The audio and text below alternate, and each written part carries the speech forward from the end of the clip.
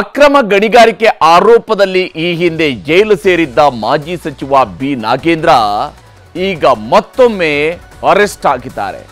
ವಾಲ್ಮೀಕಿ ನಿಗಮದಲ್ಲಿ ನಡೆದಿರುವಂತಹ 187 ಕೋಟಿ ರೂಪಾಯಿಯ ಹಗರಣದಲ್ಲಿ ಇಡಿ ಬಲೆಗೆ ನಾಗೇಂದ್ರ ಬಿದ್ದಿದ್ದಾರೆ. ಗಮನಾರ್ಹ ಸಂಗತಿ ಏನಂದ್ರೆ ರಾಜ್ಯದಲ್ಲಿ ಕಾಂಗ್ರೆಸ್ ಅಧಿಕಾರದಲ್ಲಿರುವಾಗಲೇ ನಾಗೇಂದ್ರ ಸಂಕಷ್ಟಕ್ಕೆ ಸಿಲುಕ್ತಾ ಇರುವಂಥದ್ದು. ಇನ್ನು ಶಾಸಕ ದದ್ದಲ್ ಕೂಡ ಯಾವಾಗ ಅರೆಸ್ಟ್ ಆಗ್ತೀನೋ ಅನ್ನುವಂತಹ ಭಯದಲ್ಲೇ ಕಾಲ ಕಳೀತಾ ಇದ್ದಾರೆ. 2 ದಿನ ಇಡಿ ಗ್ರಿಲ್, 3ನೇ ದಿನ ಅರೆಸ್ಟ್. ವಾಲ್ಮೀಕಿ ಹಗರಣದಲ್ಲಿ ನಾಗೇಂದ್ರ ಲಾಕ್.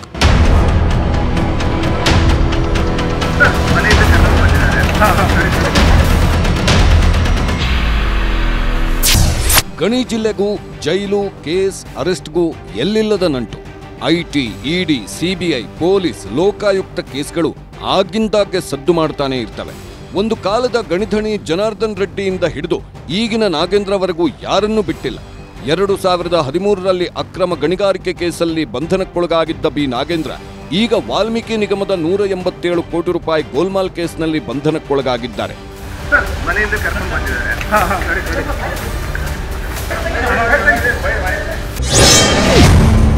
ಪ್ರಶ್ನೆಗಳ ಮೇಲೆ ಪ್ರಶ್ನೆ, ಬಾಯಿ ಬಿಡದ ನಾಗೇಂದ್ರ.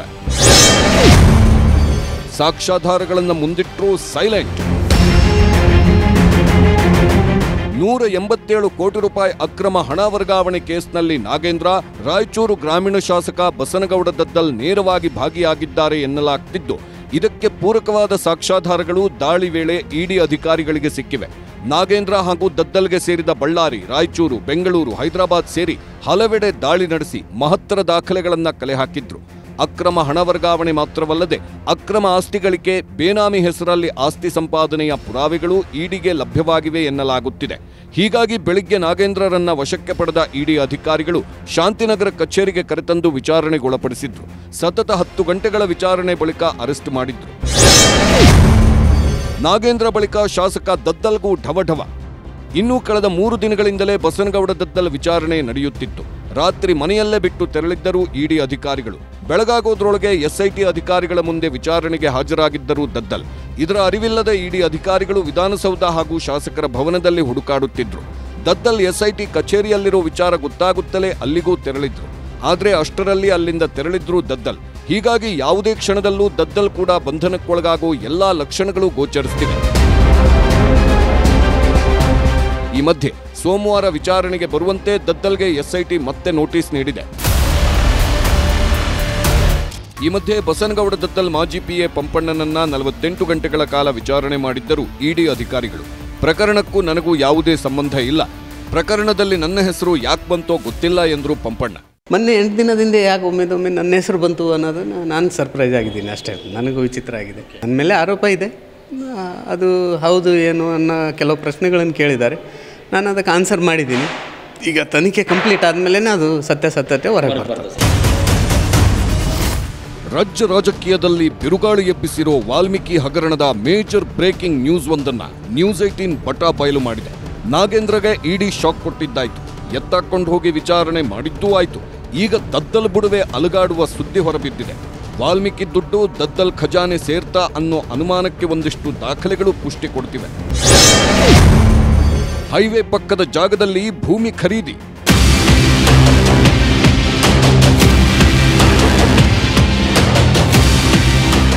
ವಾಲ್ಮೀಕಿ ಹಗರಣದಲ್ಲಿ ಬಸನಗೌಡ ದದ್ದಲ್ ಹೆಸರು ಕೇಳಿ ಬರ್ತಿರೋ ಹೊತ್ತಲ್ಲೇ ಭೂ ಖರೀದಿಯ ದಾಖಲೆಗಳು ಹೊರಬಿದ್ದಿವೆ.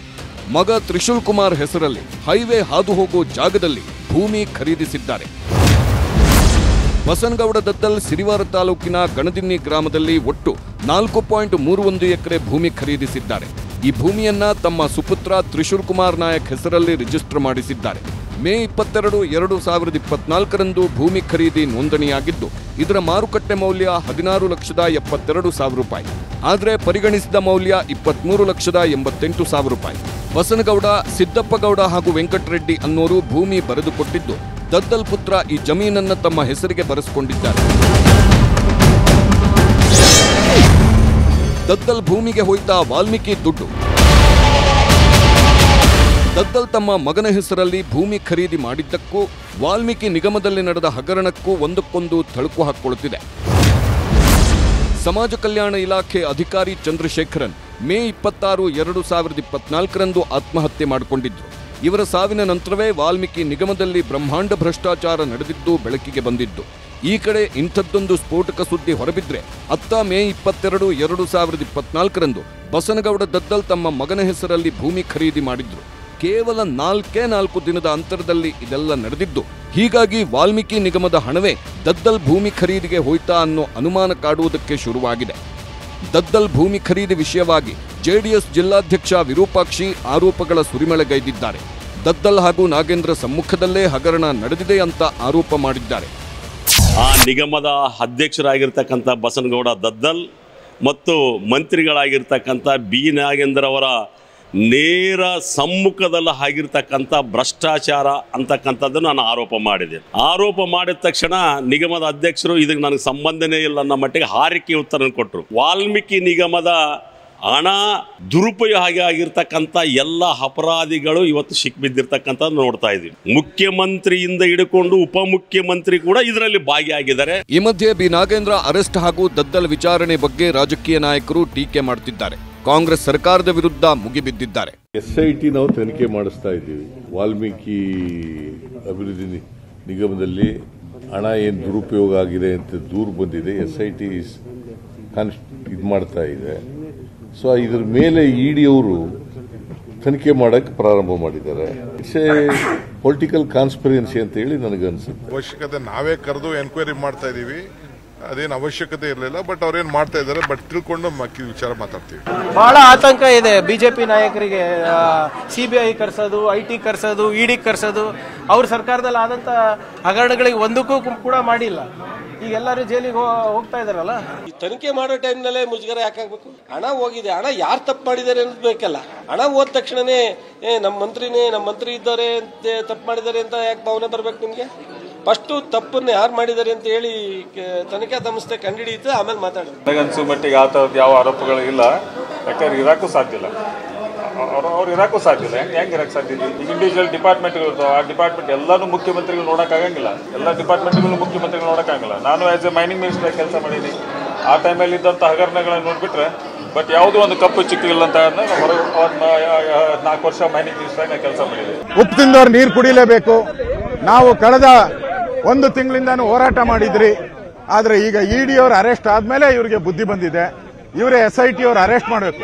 ರೇವಣ್ಣನ ಅರೆಸ್ಟ್ ಮಾಡ್ತಾರೆ, SS ಅವ್ರನ್ನ ಅರೆಸ್ಟ್ ಮಾಡ್ತಾರೆ 3 ದಿನಕ್ಕೆ. ಆದ್ರೆ ಇವ್ರನ್ನ 40 ದಿನ ಆದ್ರೂ ಅರೆಸ್ಟ್ ಮಾಡಲ್ಲ. ಇದು STಗಳ ಕಾಡುಗಳಲ್ಲಿ ವಾಸ ಮಾಡುವಂತ STಗಳ ಹಣ 187 ಕೋಟಿ ಬಡವರದು. ಅವ್ರ ವಿದ್ಯಾಭ್ಯಾಸಕ್ಕೋಸ್ಕರ, ಅವ್ರ ಮನೆ ಕಟ್ಟಕ್ಕೋಸ್ಕರ ಇತ್ತಿದ್ದು ಏಕಾಏಕಿ ರಾಹುಲ್ ಗಾಂಧಿ ಹೇಳೋದಲ್ಲ, ಕಟ್ ಅಂತ ಹೇಳಿ ಎಲ್ಲ ಹೈದರಾಬಾದ್ಗೆ ಟ್ರಾನ್ಸ್ಫರ್ ಮಾಡ್ತಾರೆ. ಅಲ್ಲಿಂದ ವೈನ್ ಸ್ಟೋರು, ಬಾರ್ಗಳಿಗೆ ಎಲ್ಲ ಕಡೆ ಹೋಗ್ತೈತಲ್ಲ. ಇದನ್ನ ನಿಮ್ ಕಾಂಗ್ರೆಸ್ ಸರ್ಕಾರಕ್ಕೆ ಇದು ಕಪ್ಪು ಚುಕ್ಕೆ. ಭಾರತದಲ್ಲಿ ಎಲ್ಲೂ ಸಹ ಇಲ್ಲ.